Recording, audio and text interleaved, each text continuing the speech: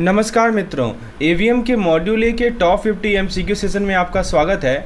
आज के इस वीडियो में हम लोग देखेंगे कि एवीएम के मॉड्यूल ए, जो कि आपको पता ही होगा कि न्यूमेरिकल वाला टॉपिक है, न्यूमेरिकल वाला मॉड्यूल है, तो इसमें सबसे इंपॉर्टेंट क्वेश्चन जो कि हमारे कंसेप्चुअल अंडरस्टैंडिंग को अच्छा करे, हमको एग्जामिनेशन में अच्छा मार्क्स लाए, वो कौन कौन से एमसीक्यूज हैं आपके सामने मैं प्रस्तुत कर रहा हूँ। चलिए बिना देरी किए हुए शुरुआत करते हैं। आप पहले खुद से ट्राई कीजिए, क्वेश्चन को, एक्सप्लेनेशन को सुनिए। This is the best way to take help of this particular video. चलिए, पहला सवाल है कि आपके सामने कुछ वर्कर के सैलरी की डेटा दी हुई है, जैसे 2300, 2400, 2500, 2100 और भी बहुत सारी डेटाज हैं। आपको क्लास इंटरवल दे रखा है 10, आपसे पूछा है क्लास विड्थ निकालने के लिए। तो देखिए, सबसे पहले हम क्लास विड्थ का फॉर्मूला मैं आपको बताता हूँ। तो क्लास विड्थ का फॉर्मूला होता है maximum value minus minimum value divided by number of class, right, ये होता है। तो अब यहाँ पे देखिए, इस केस में ये हमारा जो मैक्सिमम सैलरी है वो कितना है। आप यहाँ देख सकते हैं मैक्सिमम सैलरी हमारा 3000, राइट। तो मैक्स वैल्यू कितना है हमारा 3000। और यदि हम मिनिमम वैल्यू की बात करें तो आप यहाँ पे देख सकते हैं मिनिमम वैल्यू जो है हमारा वो कितना है 2000 है, राइट। तो ये तो ठीक है, मैक्सिमम और मिनिमम हमने देख लिया। अब डिफरेंस को कैलकुलेट करते हैं, मैक्स माइनस मिन, तो कितना हो जाएगा 1000 हो जाएगा ना। अच्छा, अब नंबर ऑफ क्लासेस देख लेते हैं कितना है, 1 2 3 4 5 6 7 8, ठीक है। अच्छा sorry, number of class interval लिखते हैं। ये हमको कितना दिया हुआ है, 10 दिया हुआ है ना। नंबर ऑफ क्लास इंटरवल कितना दिया हुआ है, 10 दिया हुआ है। तो 1000 डिवाइडेड बाई 10 कितना हो जाएगा 100, ठीक है। तो आप देखिए ऑप्शन 100 सही है, तो ऑप्शन नंबर ए हमारा सही होगा। समझ में आया दोस्तों। तो ये आपको क्लास विड्थ निकालने का फॉर्मूला पता होना चाहिए, maximum value minus minimum value upon number of class interval. This will give you the class width. चलिए एक और क्वेश्चन देखते हैं। नीचे आपके सामने एक और क्वेश्चन है। आपके सामने क्वेश्चन में कह रहा है कि the largest and smallest value of a data are 60 and 40 respectively. If the desired number of class interval is 5 then class width is. वही सेम फॉर्मूला यूज़ करना है जो अभी हमने देखा था, ठीक है। लार्जेस्ट वैल्यू दे रखा है, अभी मैं जानता ही आपको बताया ही हूँ कि क्लास विड्थ निकालना है तो maximum value minus minimum value divided by आपका जो क्लास इंटरवल होता है या नंबर ऑफ क्लासेज जो होते हैं, राइट। तो यहाँ पे बताइए मैक्सिमम वैल्यू कितना है 60, मिनिमम वैल्यू कितना है 40 और नंबर ऑफ क्लासेस कितने दी गई हैं 5 दी गई हैं, नंबर ऑफ क्लास इंटरवल। तो इसको सॉल्व करेंगे हम तो 20/5 यानी कि 4 आएगा। तो प्रत्येक क्लास का विड्थ कितना होगा 4 होगा, राइट। तो ऑप्शन नंबर सी हमारा सही होगा, 2 का option number C is the correct answer. चलिए आगे बात करते हैं। The class interval where the upper and lower limit are also in the class interval are called. क्या कह रहा है दोस्तों, सवाल में पूछा जा रहा है कि क्लास इंटरवल को के टाइप्स को आइडेंटिफाई करना है जिसमें अपर और लोअर लिमिट भी क्लास इंटरवल में शामिल होते हैं। तो देखिए यहाँ पे बात हो रही है इंक्लूसिव क्लास इंटरवल की, है ना, लिखा है ना क्लास इंटरवल के अंदर शामिल हो रही है, तो इसको बोलते हैं हम लोग इंक्लूसिव, ठीक है। तो जिसमें क्या होता है कि अपर और लोअर लिमिट दोनों इंक्लूड होते हैं। जैसे मान लीजिए कि मैं एग्जाम्पल के तौर पर मान लीजिए कि एक क्लास इंटरवल दिया हुआ है 40 से 50, ठीक है। तो और अगर 50 भी इस क्लास में शामिल हो जाए तो ये क्या होता है, इंक्लूसिव टाइप होता है। और लेकिन मान लीजिए कि ये 50 जो है वो नेक्स्ट क्लास में शामिल होता है तो उसको हम लोग एक्सक्लूसिव टाइप बोलते हैं। तो यहाँ पे सही जवाब क्या होगा, ऑप्शन नंबर बी होगा। देखिए ऑप्शन ए नहीं होगा, एक्सक्लूसिव नहीं होगा, क्योंकि एक्सक्लूसिव में क्या होता है कि जो अपर लिमिट होता है ना वो अगले इंटरवल में चला जाता है। डिस्क्रीट नहीं होगा, डिस्क्रीट का मतलब क्या होता है कि अलग अलग वैल्यूज़ होना। कंटिन्यूस का मतलब क्या होता है कि एक फ्लो, डेटा का फ्लो होना बिना किसी ब्रेक के, ठीक है। तो ये आपको पता होना चाहिए। तो अभी तक हमने तीन क्वेश्चन डिस्कशन किए। पहले मैंने आपको क्लास विड्थ का फॉर्मूला बताया, maximum value minus minimum value divided by class interval या नंबर ऑफ क्लासेस, ये पहला आपको बताया क्लास विड्थ का फॉर्मूला। फिर हमने डिस्कशन किया इंक्लूसिव टाइप क्या होता है। इंक्लूसिव टाइप का मतलब होता है कि अपर और लोअर लिमिट जो है दोनों इंक्लूड होते हैं। एक्सक्लूसिव टाइप में क्या होता है कि अपर लिमिट जो है वो नेक्स्ट इंटरवल में चला जाता है।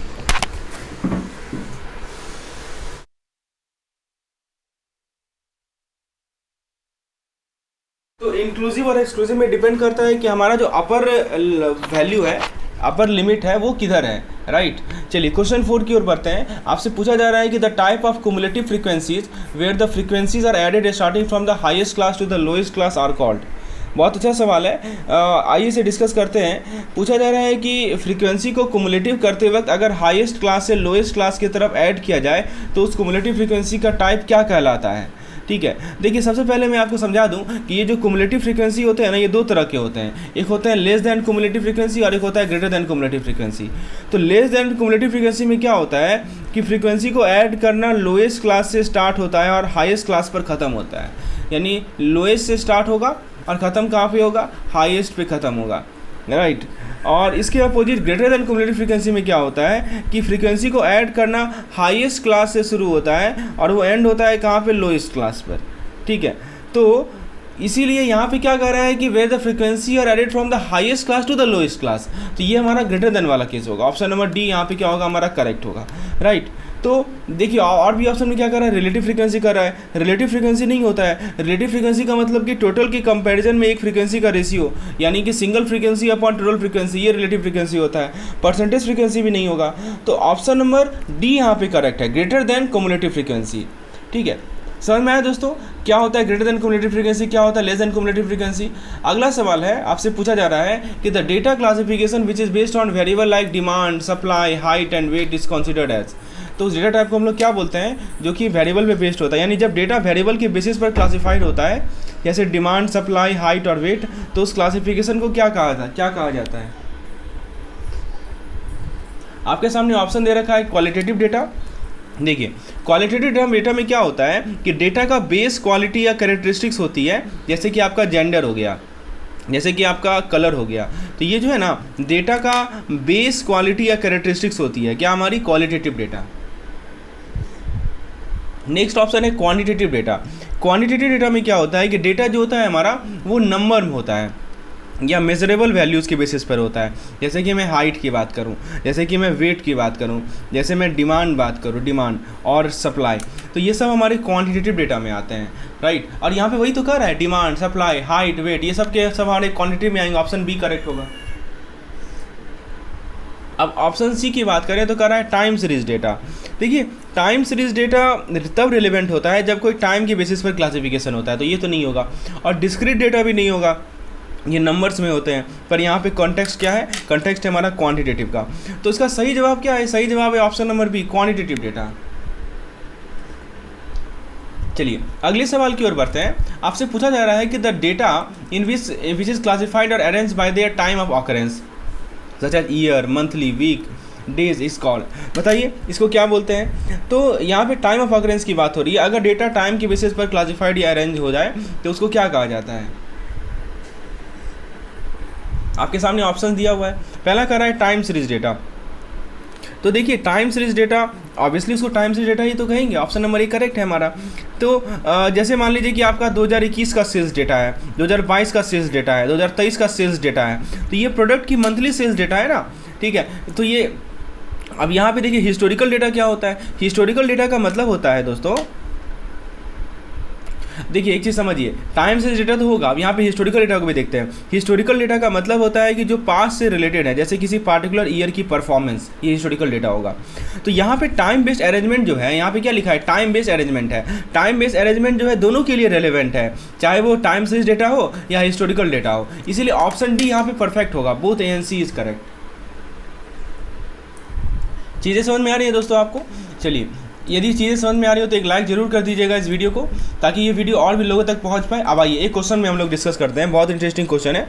तो एक बार अभी तक हमने क्या देखा, हमने देखा कि यदि ग्रेटर देन क्युमुलेटिव फ्रीक्वेंसी होता है तो इसमें जो है हाईएस्ट से लेकर लोएस्ट क्युमुलेटिव एडिशन होता है।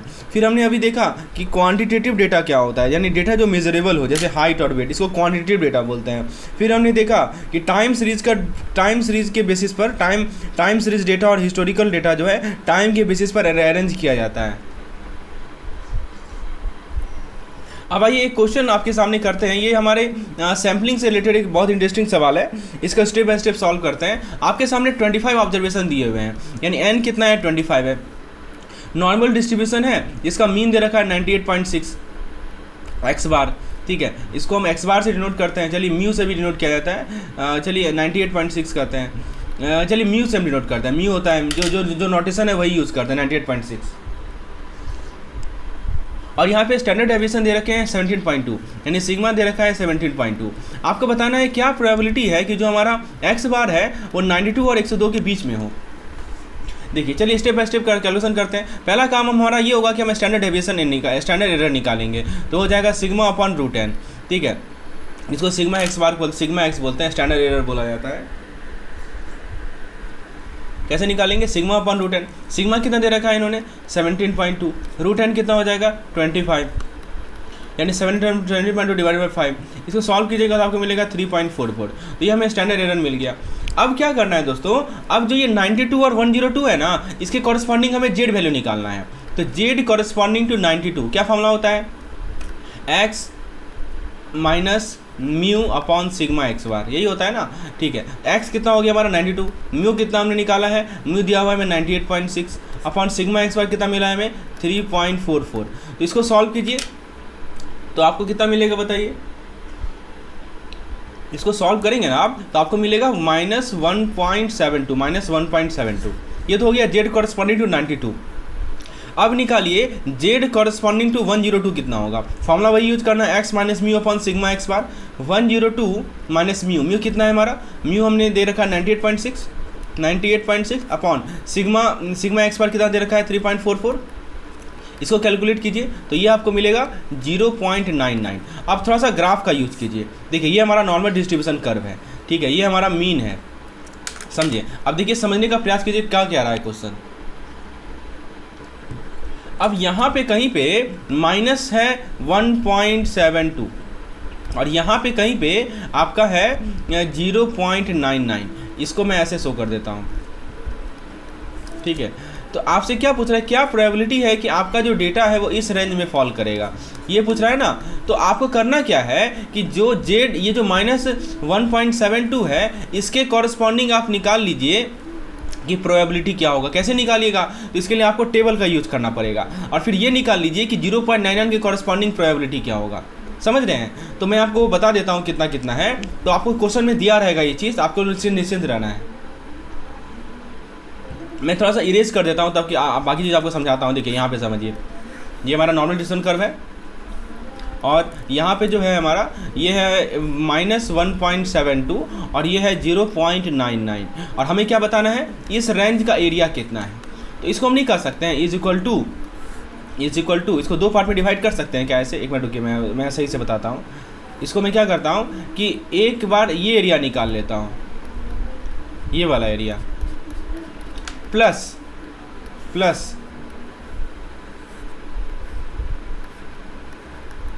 ये वाला एरिया। समझ में आ रहा है आपको? अब यहाँ पे जेड टेबल का यूज होता है। आपको देखना है कि -1.72 के कॉरस्पॉन्डिंग जो है जेड का वैल्यू क्या है, ठीक है। तो आप वो देखिएगा तो आपको मिलेगा 0.4573। कितना मिलेगा? 0.4573। इसका मीनिंग समझ में आया आपको? ये जो मैंने हाईलाइट किया है ना, इसका वैल्यू है 0.4573 और यदि आप 0.99 के कॉरस्पॉन्डिंग वैल्यू दिखेगा तो आपको वैल्यू मिलेगा 0.3389। आप दोनों को क्या कर दीजिए, ऐड कर दीजिए। ऐड कीजिएगा तो मिलेगा 0.7962, यानी पूरा का पूरा जो एरिया है वो कितना है 0.7962।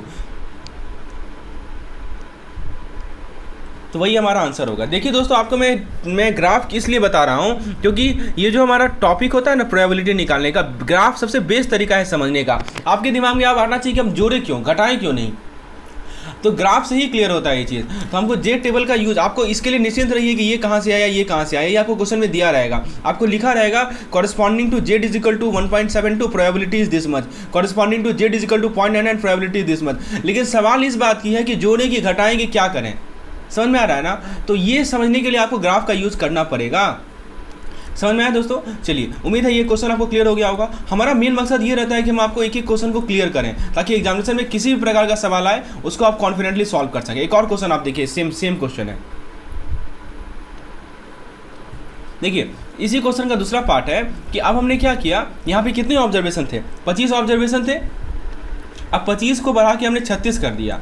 तो अब बताना है कि क्या प्रोबेबिलिटी होगा सेम का, ठीक है। 25 को बढ़ा के आपने 36 किया ना, स्टेप तो वही रहेगा हमारा। पहला काम क्या करेंगे, पहला काम करेंगे सिग्मा एक्स बार निकालेंगे। कैसे निकालेंगे? सिग्मा अपॉन रूट एन करके। सिग्मा कितना है? सिग्मा है हमारा 17.2 और रूट एन बस चेंज हो जाएगा, अपॉन 36 हो जाएगा। इसको सॉल्व करेंगे ना, हमें मिलेगा 2.87, ठीक है। उसके बाद सिग्मा एक्स बार पहला स्टेप ने निकाल लिया। उसके बाद हम क्या निकालेंगे, जेड कॉरस्पॉन्डिंग टू 92। तो कितना हो जाएगा, फॉर्मूला क्या होता है, फॉर्मूला होता है हमारा x minus mu upon sigma x bar. X कितना है 92, म्यू कितना है हमारा, म्यू हमें दे रखा है 98.6 अपॉन सिग्मा एक्स बार कितना निकला है 2.87। इसको सॉल्व करेंगे हमें मिलेगा -2.30। अब ये बढ़ जाएगा, ठीक है। अब जेड यदि 92 के कॉरस्पॉन्डिंग निकाल लिया, 102 के कॉरस्पॉन्डिंग निकालेंगे तो वो कितना मिलेगा 102 माइनस 98.6 अपॉन 2.87। तो इसको सॉल्व करेंगे हमें मिलेगा 1.18। कितना मिलेगा 1.18, समझे। तो हमने जेड निकाल लिया वैल्यू दोनों के कॉरस्पॉन्डिंग। अब क्या करना है, अब हमें टेबल बना, ये चार्ट बनाना है। तो ये हमारा नॉर्मल डिस्ट्रीब्यूशन कर्व है, ठीक है।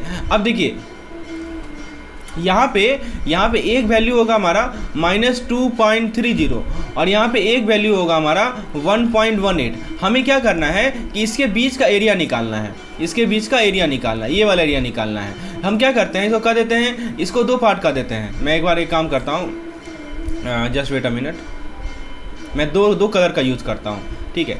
चलिए देखिए, ये वाला एरिया को मैंने ब्लू से हाईलाइट कर दिया, इसको मैं लिख रहा हूँ ए, क्या लिख रहा हूँ ए।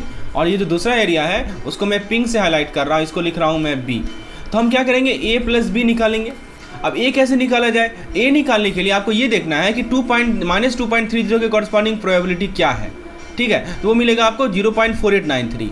और बी निकालने के लिए यानी ये एरिया निकालने के लिए आपको ये देखना है कि 1.18 के कॉरस्पॉन्डिंग आपका प्रोबेबिलिटी क्या है। तो वो मिलेगा आपको 0.3810 और फिर दोनों को जोड़िएगा तो आपको मिलेगा 0.8703, जो कि हमारा सही जवाब है।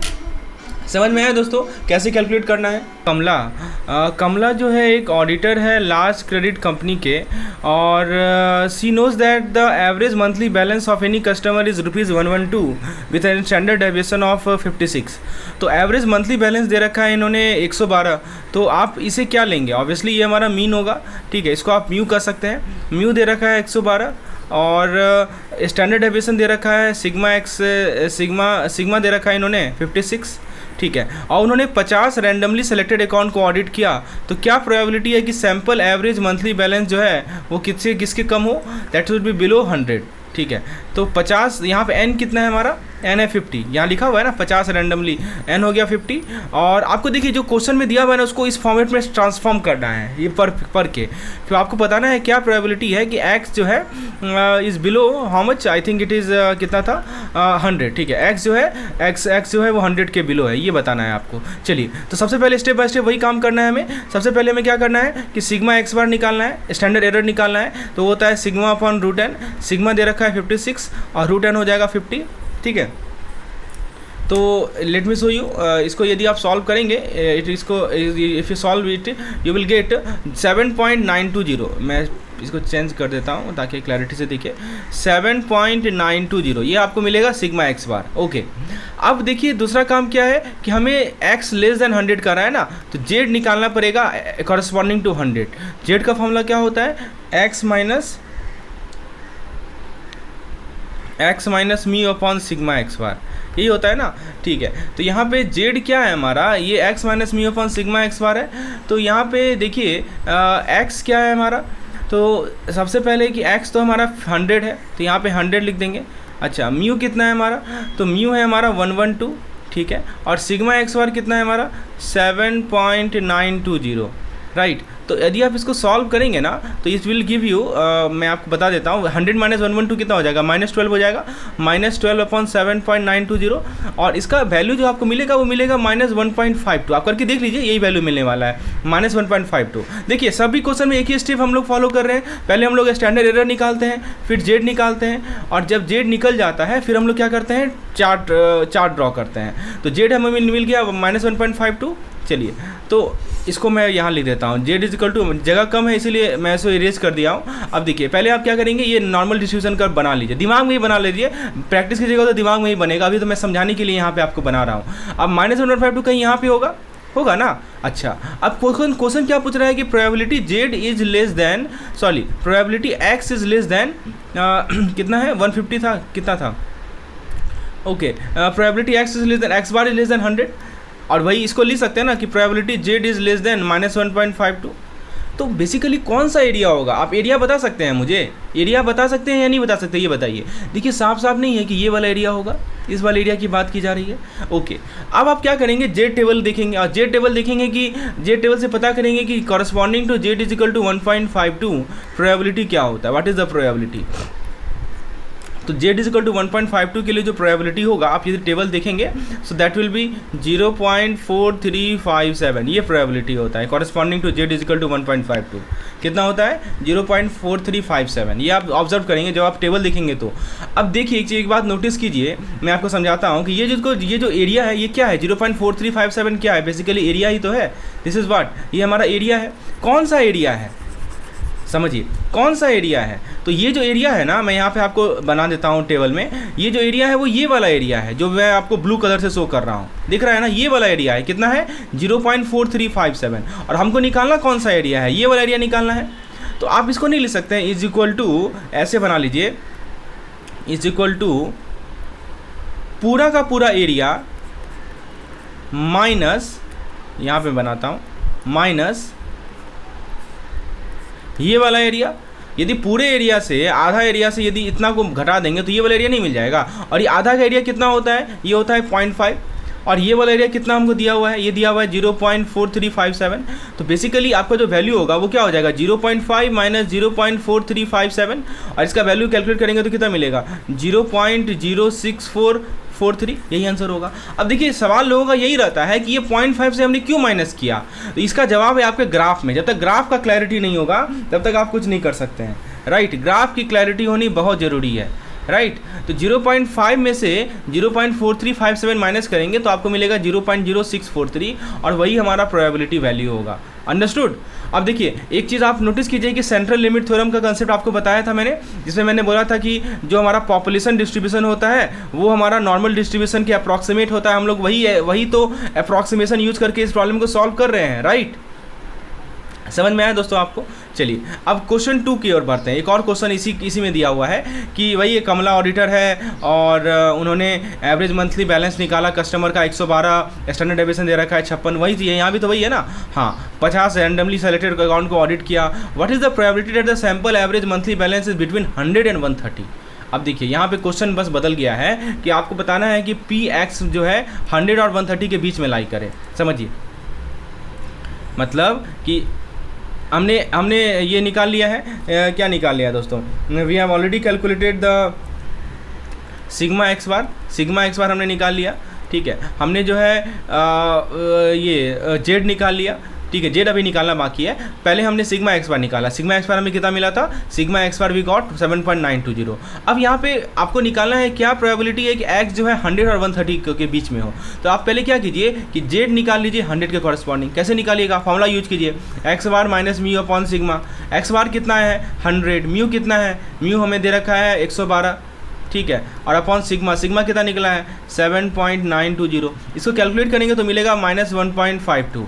अच्छा, ये तो 100 के कॉरस्पॉन्डिंग हुआ। 130 के कॉरस्पॉन्डिंग निकालिए तो कितना हो जाएगा? 130 माइनस 112 अपॉन 7.920, ये कितना हो जाएगा? ये हो जाएगा आपका, इसका वैल्यू आप कैलकुलेट करेंगे तो इट विल गिव यू 2.27, ठीक है? तो जेड निकाल लिया आपने। अब क्या करेंगे अब आप एक नॉर्मल डिस्ट्रीब्यूशन कर्व ड्रॉ कीजिए। आपको क्या निकालना है कि 100 और 130 के बीच में, तो 100 भी कहीं यहाँ होगा और 130 भी कहीं यहाँ होगा। आपको बेसिकली करना क्या है, इसके बीच का एरिया निकालना है। यहाँ से एक वर्टिकल लाइन ड्रॉ कीजिए और यहाँ से ये वाला एरिया निकालना है, यही निकालना है ना, ठीक है? अब इसको निकालना सीखते हैं। इसको मैं बाकी चीज़ को इरेज कर देता हूँ, तो आप जेड टेबल में देखिए कि कॉरस्पॉन्डिंग टू हमने जेड वैल्यू निकाल लिया ना। एक तो निकला हमें -1.52 और एक निकला हमें, अच्छा ये माइनस निकला है ना, एक मिनट रुकिए, नहीं यहाँ पे एक मिनट रुकिए, ये माइनस है, यहाँ पे जेड का वैल्यू माइनस है, तो ये मैं गलत बता रहा हूँ। इसका जो डायग्राम बनेगा ना वो कुछ इस प्रकार बनेगा। ये वाला एक इधर होगा, एक होगा -1.52 और एक होगा हमारा यहाँ पे 2.27, ठीक है? तो ये वाला एरिया आपको निकालना है, ये पूरा एरिया। तो इसको आप नहीं ले सकते हैं इज इक्वल टू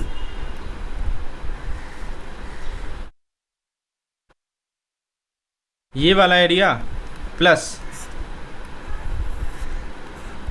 ये वाला एरिया। तो ये एरिया कैसे मिलेगा आपको? तो आप जेड टेबल में जाइए, देखिए जेड टेबल में कि -1.52 के कॉरस्पॉन्डिंग प्रोबेबिलिटी वैल्यू कितना है, तो वो आपको मिलेगा 0.4357। और फिर आप जेड टेबल में जाइए और देखिए कि 2.27 के कॉरस्पॉन्डिंग प्रोबेबिलिटी वैल्यू कितना है, तो मिलेगा आपको 0.4884। ये एग्जाम में दिया रहता है क्वेश्चन में, इसके लिए आपको निश्चिंत रहना है। इन दोनों को जोड़ दीजिए तो आपको मिल जाएगा 0.9251। तो यही हमारा प्रोबेबिलिटी है, समझ में आ गया ये क्वेश्चन। चलिए अब अगले क्वेश्चन की ओर आगे बढ़ते हैं। एक मशीन है जो कि आप यहाँ पे देखिए, बहुत अच्छा क्वेश्चन है। एक मशीन है जो कि टूल्स प्रोड्यूस कर रहा है, जिसमें से 2% डिफेक्टिव है। 400 टूल का शिपमेंट हुआ, क्या प्रोबेबिलिटी है कि 3% से ज़्यादा डिफेक्टिव होगा? देखिए दोस्तों, जो मैंने बेसिक कंसेप्ट बताया ना, है तो वही सब कुछ उसी से रिलेटेड है, लेकिन अंतर है कि अब ये जो केस है ना, यहाँ पे ये जो केस है ये हमारा बाइनोमियल डिस्ट्रीब्यूशन का केस है। ठीक है, मशीन टूल प्रोड्यूस कर रहा है, 2% डिफेक्टिव है। अब बाइनोमियल डिस्ट्रीब्यूशन आप जब पढ़े होंगे तो वहाँ पे इस टर्म आता है पी क्यू, ये सब टर्म आता है, आप जानते होंगे, राइट। और 400 टूल का शिपमेंट है तो एन हो गया हमारा कितना, 400। तो प्रोबेबिलिटी दैट 3% और मोर आर डिफेक्टिव, यही कर रहा है ना। चलिए अब इसको सॉल्व करते हैं। तो सबसे पहले तो ये आप समझ लीजिए कि ये हमारा कैसा केस है, बाइनोमियल डिस्ट्रीब्यूशन का केस है, राइट। अब बाइनोमियल डिस्ट्रीब्यूशन का केस है तो जैसे हमने अभी तक किया है, ठीक है, यहाँ पे एन लिख दीजिए। एन कितना मिला है हमें, 400। प्रोबेबिलिटी ऑफ सक्सेस, ठीक है ना, तो डिफेक्टिव को ही सक्सेस माना जा रहा है, तो 0.02। तो प्रोबेबिलिटी ऑफ फेलियर कितना हो जाएगा, 1 - 0.02 यानी 0.98। पता है ना कि probability of success plus probability of failure 1 के बराबर होता है। आपसे पूछा जा रहा है कि what is the probability that 3% और more are defective. Probability that x is greater than 0.03, यही कर रहा है ना, ये कितना होगा। चलिए अब इसको हम लोग सॉल्व करते हैं। पहले हम लोग ये बात ध्यान रखेंगे कि हमारा बाइनोमियल डिस्ट्रीब्यूशन का केस है। जैसा कि हमने अभी तक किया है, पहला काम क्या करते थे, याद है आपको, what is the first thing that we do? The first thing that we do is to calculate the standard error, right. हम लोग क्या निकालना था, स्टैंडर्ड एरर निकालना था। अब आपको पता होना चाहिए कि इस केस में जब हमारा बाइनोमियल डिस्ट्रीब्यूशन होता है, उस केस में जो फॉर्मूला होता है वो होता है हमारा, उसके लिए जो मीन का फॉर्मूला होता है, मीन पहले निकालना होता है। मीन का फॉर्मूला होता है n टाइम्स p। n कितना है हमारा, 400। p कितना है हमारा, 0.02। 400 को 0.02 से मल्टीप्लाई करेंगे तो हमें मिलेगा 8, राइट। ये क्लियर है। अच्छा, दूसरी बात, हमने मीन निकाल लिया। अब आपको स्टैंडर्ड एरर का फॉर्मूला पता होना चाहिए। Do you know standard error formula? Standard error का फॉर्मूला पता है कि नहीं पता है आपको? आपको याद होना चाहिए कि स्टैंडर्ड एरर का फॉर्मूला होता है अंडर रूट लैम्डा, ठीक है। तो यहाँ पे इस पार्टिकुलर केस में हम क्या एज्यूम करेंगे कि ये जो पार्टिकुलर, जो आपको पता होगा कि यदि ये एन लैम्डा है ना, एन और पी, इसका प्रोडक्ट यदि 5 से ज़्यादा होता है, ये एक अप्रॉक्सीमेशन है जो हम यूज़ करते हैं कि यदि मीन हमारा 5 से ज़्यादा होता है बाइनोमियल डिस्ट्रीब्यूशन के केस में, तो हम उसको अप्रॉक्सीमेटली मान लेते हैं कि वो हमारा कैसा डिस्ट्रीब्यूशन है, नॉर्मल डिस्ट्रीब्यूशन है। मतलब उसको हम लोग नॉर्मल डिस्ट्रीब्यूशन के जैसा ही ट्रीट करेंगे, जैसा हम लोग अभी तक करते आ रहे हैं, सेम सिचुएशन यहाँ पे करेंगे। बस फॉर्मूला का अंतर है कि मीन का फॉर्मूला होता है एन टाइम्स पी, ठीक है। ये तो मीन का फॉर्मूला हो गया। और जो हमारा स्टैंडर्ड एरर का फॉर्मूला होता है वो होता है under root lambda, under root NPQ बोलते हैं उसको, ठीक है। तो बेसिकली अब तो आपको पता ही है कि अंडर रूट NPQ यदि आप इसे कैलकुलेट करेंगे तो इस केस में आपका ये कितना हो जाएगा, अंडर रूट 8 हो जाएगा स्टैंडर्ड एरर। चलिए तो अब हम लोग क्या करते हैं कि आपसे क्वेश्चन क्या कर रहा है, पहले पढ़िए कि what is the probability that 3% और मोर आर डिफेक्टिव। क्या प्रोबेबिलिटी है कि 3% से ज़्यादा जो है डिफेक्टिव है। अब यहाँ पे 3% से ज़्यादा डिफेक्टिव है, यही कर रहा है ना। तो 3% जो है, 3% कितना होगा, 400 का, 400 का ही ना 3% होगा, चाहे टोटल 400 है तो 12। तो ये पूछ रहा है कि probability x is greater than 12, यही तो कर रहा है आपसे, ठीक है। तो probability x is greater than 12 आपको बताना है। चलिए तो इसको सॉल्व कैसे करेंगे? तो इसको सॉल्व करने का जो सिंपल तरीका है वो हमें x को क्या लेना है, यहाँ पे 12 लेना है, ठीक है। तो हमें स्टैंडर्ड एरर पता है 8 अंडर रूट 8, तो z वैल्यू निकालेंगे। z कॉरस्पॉन्डिंग टू क्या निकालेंगे, 12। कैसे निकालेंगे, x बार माइनस म्यू अपॉन सिग्मा, ठीक है। x बार ये म्यू मीन है, तो x बार कितना है हमारा, 12 है। म्यू कितना है हमारा, x बार नहीं, x लिखते हैं। म्यू हमें मीन निकाला है, कितना निकाला है हमने, 8 निकाला है। और सिग्मा क्या होता है, अंडर रूट 8, ठीक है। ये फॉर्मूला है, इसको सॉल्व करेंगे तो हो जाएगा 4 अपॉन अंडर रूट 8, लगभग इसका वैल्यू आपको मिलेगा 1.43। आपको यही निकालना है ना। अब जब आप ये बना लीजिए, डायग्राम बना लीजिए। तो 1.83 1.43 कहीं यहाँ पे होगा, यही होगा ना, यहीं पे यहाँ पे कहीं। और आपको निकालना है कि ये कौन सा एरिया निकालना है, ग्रेटर देन का है ना, मतलब कि P Z is greater than 1.43, मतलब ये वाला एरिया निकालना है, यही करना है ना आपको। चलिए अब आपको क्या करना है कि डायग्राम का यूज़ करना है, थोड़ा दिमाग लगाना है यहाँ पे, ठीक है। मैं सब इरेज कर देता हूँ, अब इसका कोई काम ही नहीं है। अब आप प्रोबेबिलिटी जो जेड टेबल होता है, जेड टेबल में देखिए कि 1.43 के कॉरस्पॉन्डिंग प्रोबेबिलिटी का वैल्यू कितना है, वो आपको एरिया बताएगा। कौन सा एरिया बताएगा, वो आपको अंदर वाला एरिया बताएगा, मतलब जो हमारा मीन होता है वो एरिया बताएगा। तो इसको आप नहीं लिख सकते हैं, इसको ये डायग्राम को आप ऐसे बना सकते हैं ना, मैं थोड़ा यहाँ बना के दिखाता हूँ। इसको आप ऐसे बना सकते हैं ना, ये पूरा एरिया माइनस ये वाला एरिया कर सकते हैं ना। और ये वाला एरिया जो है हमें मिल जाएगा जेड टेबल से, वो कितना मिलेगा, ये वाला एरिया मिलेगा आपको 0.4236 और ये पूरा एरिया कितना मिलेगा आपको 0.5। तो बेसिकली जो हमारा ये वाला एरिया है वो कितना हो जाएगा 0.5 माइनस 0.4236, इसको कैलकुलेट करेंगे तो मिलेगा 0.0764। तो हमारा वही आंसर होगा। समझ में आया दोस्तों कैसे सॉल्व किया हमने, समझ में आया आपको, राइट। तो बेसिकली बाइनोमियल डिस्ट्रीब्यूशन है, कोई दिक्कत नहीं है। बाइनोमियल डिस्ट्रीब्यूशन को हम लोग नॉर्मल डिस्ट्रीब्यूशन तब मानते हैं जब मीन जो है 5 से ज़्यादा होता है और सारा काम वही करना है। बस अंतर इतना सा होता है कि जो मीन निकालिएगा ना आप, लैम्डा से मीन को डिनोट करते हैं, लैम्डा मीन होता है इसका, उसका फॉर्मूला होता है NP, ठीक है। और जब आप स्टैंडर्ड एरर निकालेगा तो वो होता है under root lambda, that's all. बस ये 2 चीज़ ध्यान रखना है। चलिए तो अब अगले सवाल की ओर बढ़ते हैं। अ कॉइन इज टॉस 700 टाइम, फिर से बाइनोमियल डिस्ट्रीब्यूशन। जब ऐसा लिखे कि 700 बार कॉइन को टॉस किया गया तो ये बाइनोमियल डिस्ट्रीब्यूशन। यहाँ लिख रहा है कि यूजिंग द नॉर्मल अप्रॉक्सीमेशन, आप नॉर्मल अप्रॉक्सीमेशन को यूज कीजिए। What is the probability of getting the number of heads between 280 and 375, यानी यहाँ पे सक्सेस क्या है हमारा, हेड आना। हेड आना क्या है हमारा, सक्सेस है। तो आपको बताना है क्या प्रोबेबिलिटी है कि हेड जो है 280 से 375 के बीच में आए। आइए देखते हैं, सॉल्व करते हैं इसको। तो बेसिकली आप समझिएगा कि बाइनोमियल डिस्ट्रीब्यूशन का केस है, ठीक है। 700 टाइम्स दिया बात n हम हो गया हमारा 700, just wait a minute, n हो गया हमारा 700। आपको बताना है कि probability x lying between, just wait a minute, इसको थोड़ा सा मैं लिख दूँ अच्छे से, ठीक है। आपको बताना है कि probability x lying between 280 to 375, यही बताना है ना, ठीक है।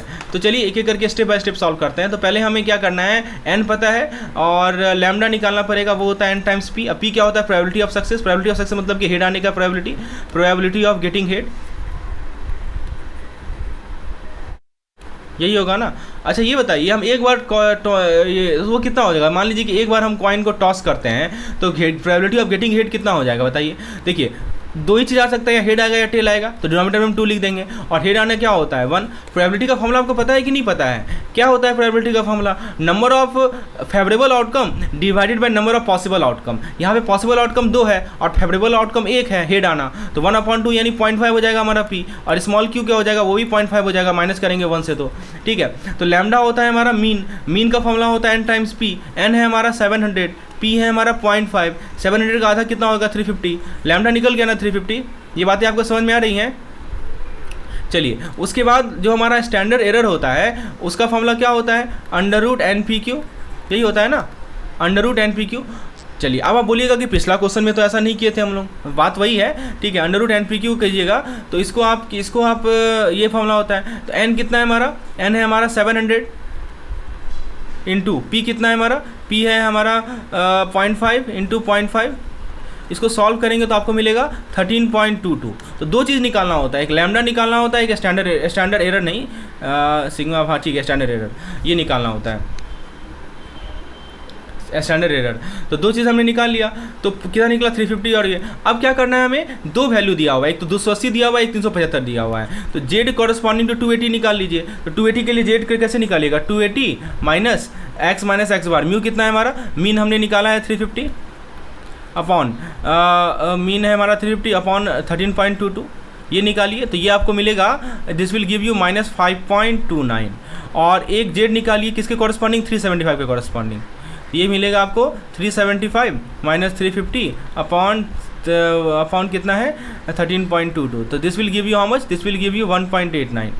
तो आप देखिए, आप यदि आप इसको डायग्राम में शो करते हैं, देखिए एक तो होगा -5.29 जो कि कहीं यहाँ पे होगा, और एक है हमारा 1.89 जो कि कहीं यहाँ पे होगा। तो बेसिकली आपको क्या करना है कि ये वाला एरिया मान लीजिए a है, यहाँ से लेके यहाँ तक, और ये वाला एरिया मान लीजिए b है, यहाँ से यहाँ तक। तो a + b तो निकालना है।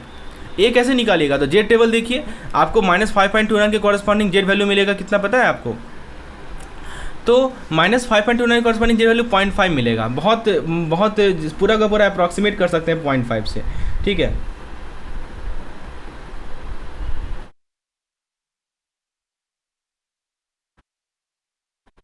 और b जो होगा वो b क्या होगा,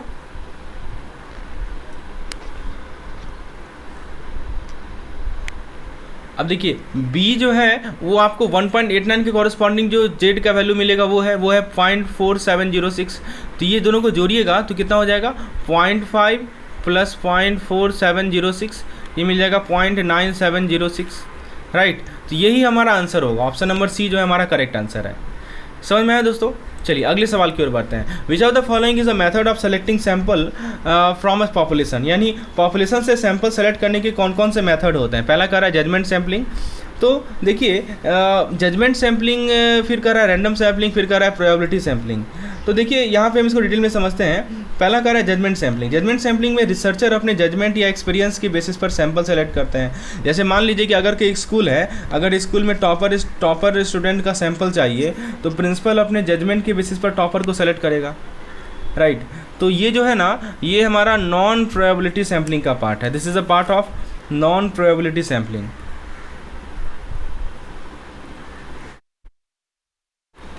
फिर आता है हमारा रैंडम सैम्पलिंग। इस मेथड में हर इंडिविजुअल को सैंपल सेलेक्ट करने होते हैं, इस मेथड में क्या होता है कि हर इंडिविजुअल को सैंपल सेलेक्ट करने का इक्वल चांस होता है। जैसे मान लीजिए कि अगर एक पॉपुलेशन में 100 पीपल है और उनमें से रैंडमली 10 लोग सेलेक्ट करते हैं, तो ये रैंडम सैम्पलिंग हुआ। फिर आता है प्रोबेबिलिटी सैम्पलिंग। तो प्रोबेबिलिटी सैम्पलिंग में पॉपुलेशन के हर मेंबर को सैंपल में आने के इक्वल और नोन चांसेस होते हैं। जैसे लॉटरी सिस्टम होता है, लॉटरी सिस्टम हमारा प्रोबेबिलिटी सैम्पलिंग का पार्ट है। तो क्वेश्चन के अकॉर्डिंगली क्या है कि यह इंक्लूडेड नहीं होता है, राइट। ऑप्शन डी का है all of this. All of this तो गलत है ना, क्योंकि जजमेंट सैम्पलिंग और रैंडम सैम्पलिंग दोनों अलग अलग अप्रोच हैं और प्रोबेबिलिटी सैम्पलिंग को यहाँ एक्सक्लूड किया गया है। तो ये ऑप्शन ई सही है, A and B but not C. क्यों? क्योंकि दोस्तों यहाँ क्वेश्चन में बस जजमेंट सैम्पलिंग और रैंडम सैम्पलिंग को इंक्लूड किया गया है, प्रोबेबिलिटी सैम्पलिंग को इंक्लूड नहीं किया गया है, ठीक है। जजमेंट सैम्पलिंग में क्या होता है कि अगर स्कूल में टॉपर स्टूडेंट का सैंपल चाहिए तो प्रिंसिपल अपने जजमेंट के बेसिस पर टॉपर्स को सेलेक्ट करेगा। और रैंडम सैम्पलिंग में क्या होता है, अगर एक पॉपुलेशन में 100 लोग हैं और उनमें से रैंडमली 10 लोग सेलेक्ट करते हैं, तो यह रैंडम सैम्पलिंग है। तो दो तरह के सैम्पलिंग को हम लोग, एक तरीका है सैंपल निकालने का एक पॉपुलेशन से। तो हमने यहाँ से इस क्वेश्चन से क्या सीखा कि जजमेंट सैम्पलिंग में रिसर्चर के जजमेंट या एक्सपीरियंस पर बेस्ड होता है, और रैंडम सैम्पलिंग जो होता है हर इंडिविजुअल को इक्वल चांस मिलता है, और प्रोबेबिलिटी सैम्पलिंग इक्वल और नोन चांस हर मेंबर के लिए है, लेकिन यहाँ पे एक्सक्लूड किया गया है। अब देखिए अगला सवाल है, आपसे पूछा जा रहा है कि इस dash is a choose the pair of symbol that best complete the sentence. Dash is a parameter while dash is a statistics. कौन से pair of symbol is a statement को बेस्ट कंप्लीट करते हैं? तो देखिए पहला कह रहा है कि आप पैरामीटर को थोड़ा समझिए। पैरामीटर होता क्या है? देखिए पैरामीटर पॉपुलेशन को डिस्क्राइब करता है। पी से पैरामीटर, पी से पॉपुलेशन, ऐसे याद रख सकते हैं। जैसे मान लीजिए अगर किसी कंट्री के एवरेज हाइट चाहिए तो यह पॉपुलेशन पैरामीटर होगा, ठीक है ना। जैसे एग्जांपल के तौर पर average height of a country, तो किसी कंट्री का यदि हमें एवरेज हाइट चाहिए तो ये क्या कहलाएगा? पॉपुलेशन पैरामीटर कहलाएगा। और इसको हम लोग कैसे डिनोट करते हैं? इसको हम लोग कैपिटल एन से डिनोट करते हैं, राइट। और इसको यूजुअली एन, कैपिटल एन होता है पॉपुलेशन साइज, और सिग्मा होता है हमारा स्टैंडर्ड डेविएशन से रिप्रेजेंट किया जाता है। दूसरा चीज़ होता है हमारा स्टैटिस्टिक्स। अब ये समझिए क्या होता है। स्टैटिस्टिक्स एक सैंपल को डिस्क्राइब करता है। किसको डिस्क्राइब करता है? It describes a sample, right. तो अगर एक ग्रुप का एवरेज कैलकुलेट करते हैं तो वो सैंपल स्टैटिस्टिक्स होगा। तो इसको यूजुअली हम लोग स्मॉल एन से डिनोट करते हैं, जो कि सैंपल साइज होता है, और इसका स्टैंडर्ड डेविएशन स्मॉल एस होता है, राइट। तो अब जरा ऑप्शन को देखते हैं।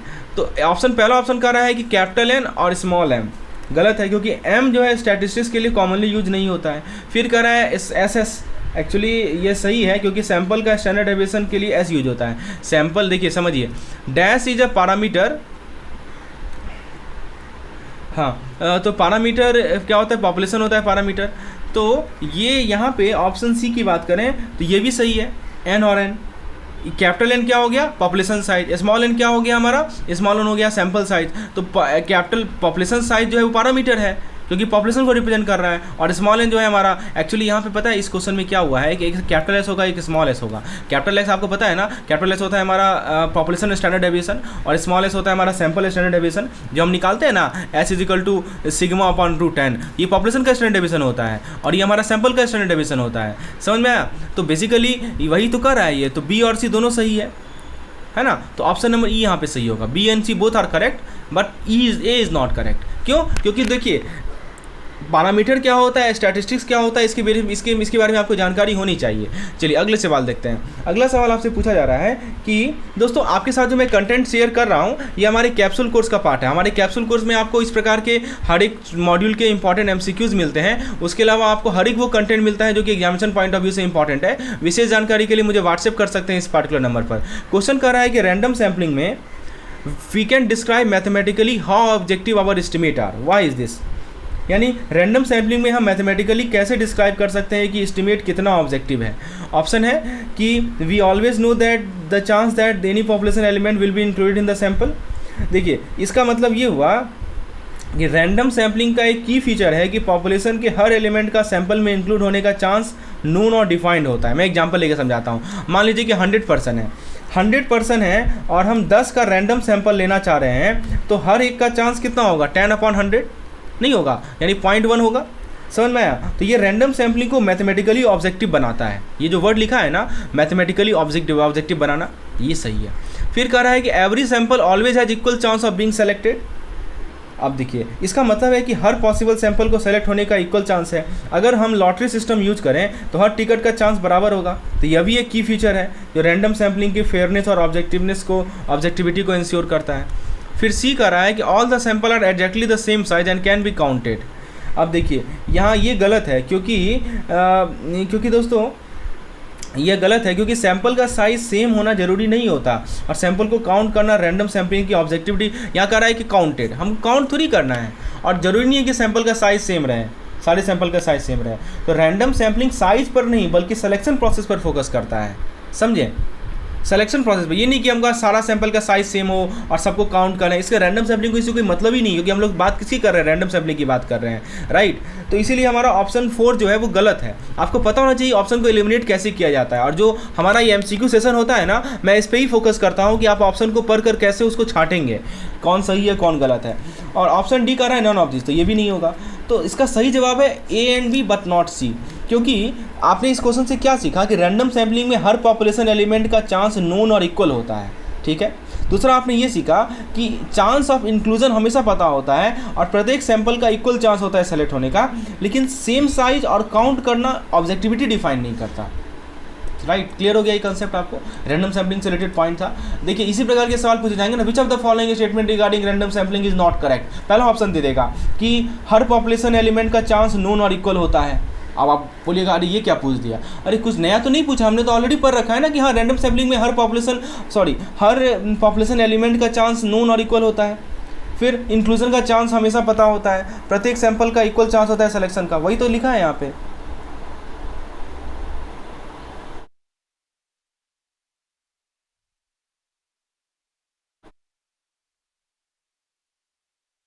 समझ में आया दोस्तों कि क्या इसका सही आंसर है?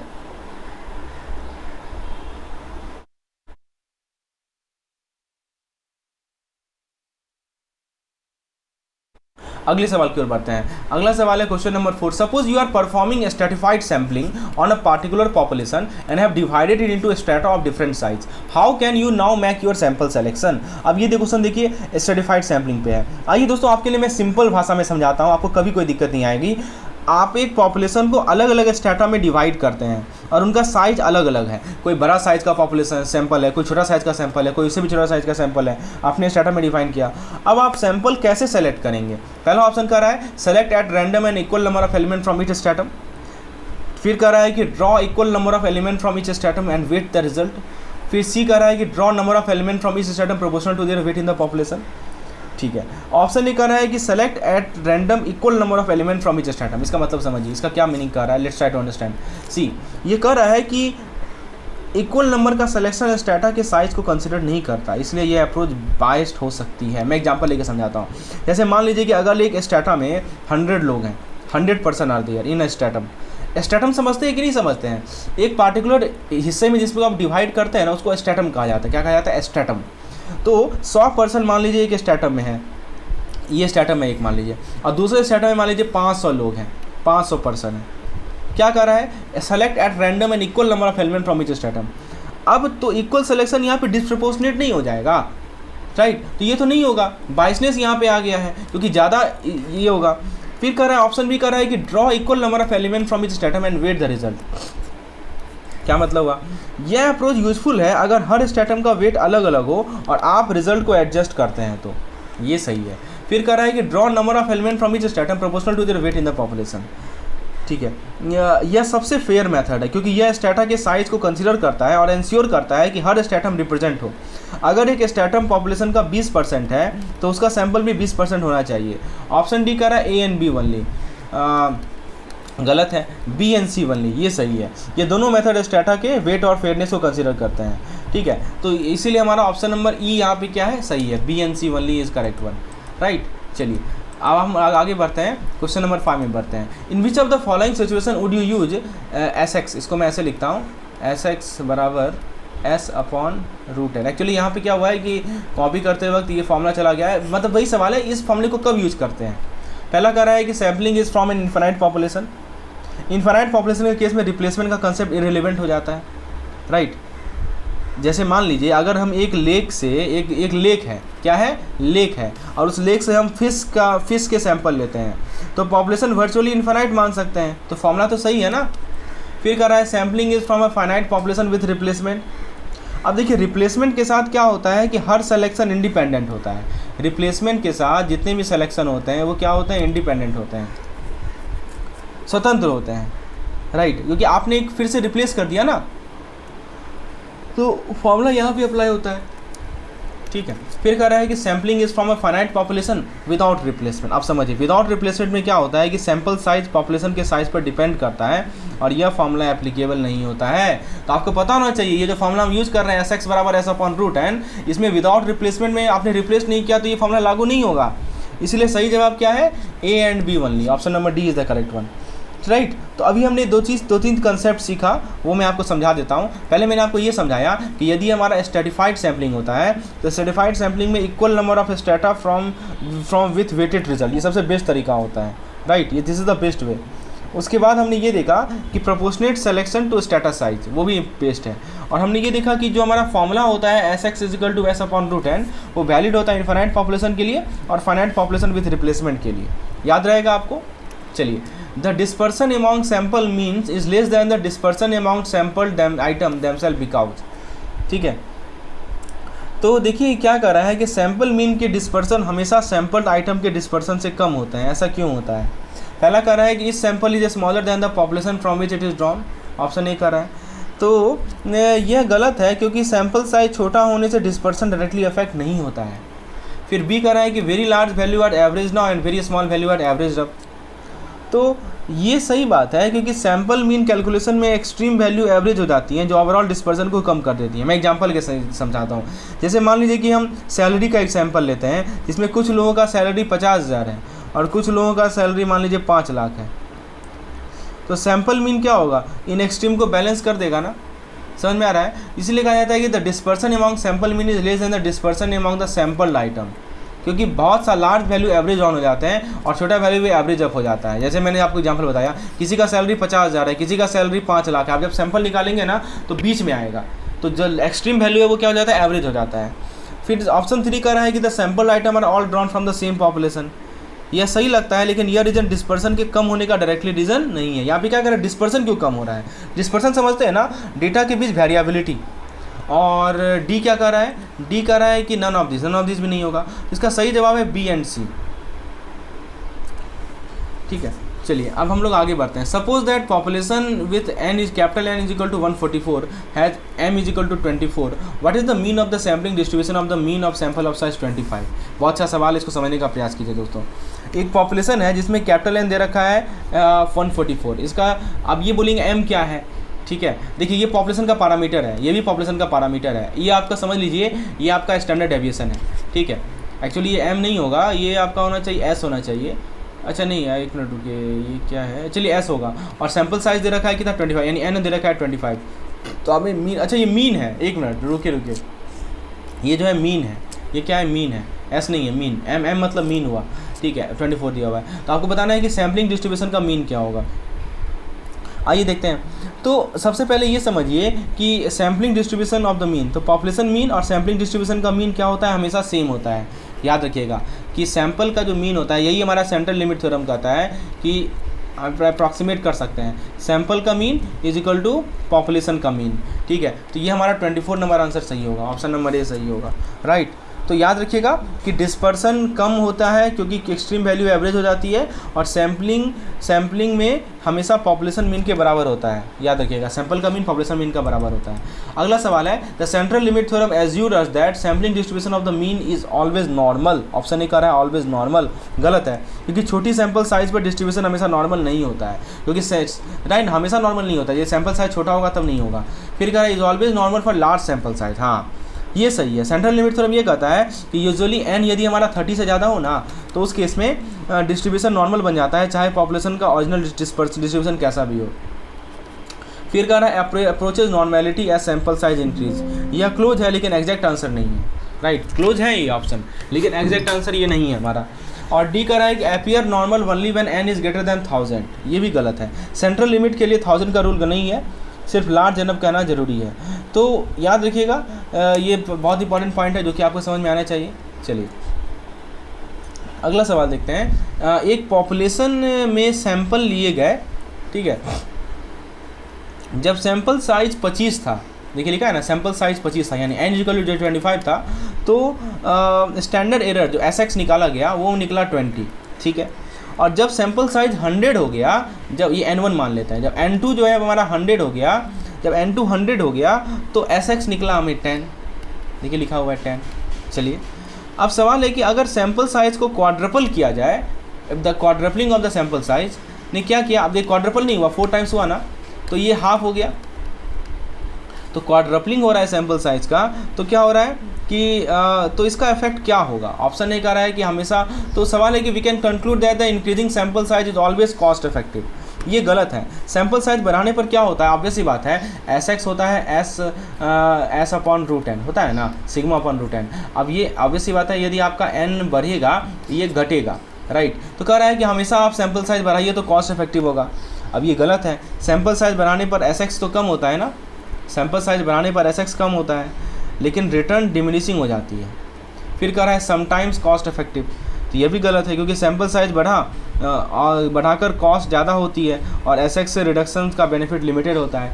नेवर कॉस्ट इफेक्टिव, यस, यहाँ पे क्वाड्रपलिंग से सिर्फ एस एक्स हाफ हो रहा है, मतलब ज़्यादा कॉस्ट के बदले लिमिटेड इंप्रूवमेंट हो रहा है, ठीक है, तो कॉस्ट इफेक्टिव नहीं होता है। आप यदि सैंपल साइज बढ़ाएंगे भी, this is not cost effective. फिर सवाल है कि प्रीवियस क्वेश्चन में, जैसे ये वाला क्वेश्चन है, इसी में पूछा जा रहा है कि एस का वैल्यू क्या होगा इनफाइनाइट पॉपुलेशन के लिए। पिछले क्वेश्चन के लिए इनफाइनाइट पॉपुलेशन का एस यानी कि स्टैंडर्ड डेविएशन क्या होगा, ठीक है, बताइए क्या होगा। तो फॉर्मूला यूज करते हैं, S X is equal to S upon under root N.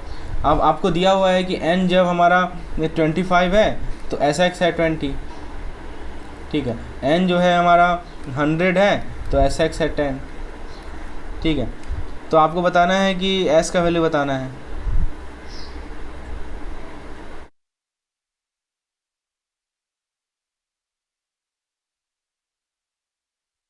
तो अब यहाँ पे जो है इनफाइनाइट पॉपुलेशन के लिए आपको कैलकुलेट करना है, तो इस केस में आपको एस पता होना चाहिए, तभी तो आप बता पाएंगे। एस क्या होता है हमारा, पॉपुलेशन का स्टैंडर्ड डेविएशन होता है ना, पॉपुलेशन का स्टैंडर्ड डेविएशन।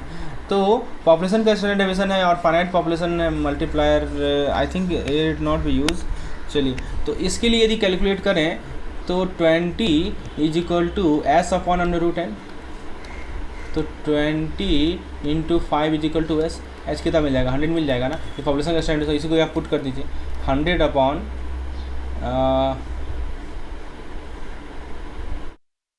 Infinite population. तो यहाँ पे सैंपल साइज कितना दिया हुआ है, आई थिंक आपको 100 लेना पड़ेगा।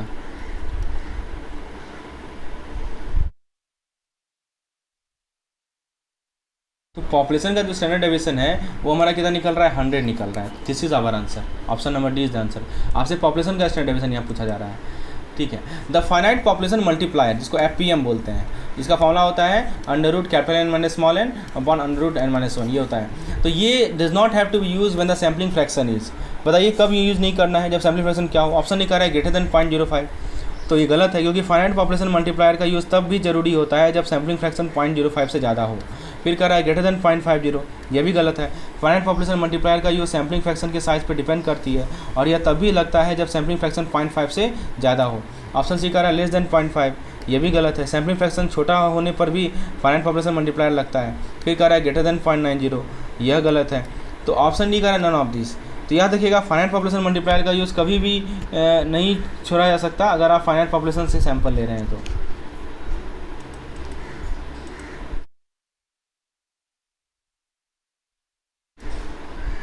नेक्स्ट क्वेश्चन है कि द स्टैंडर्ड एरर जब सैंपल साइज 2 या 2 से ज़्यादा हो, लिखा है ना, the standard error of the mean of the sample size of 2 और मोर ईच।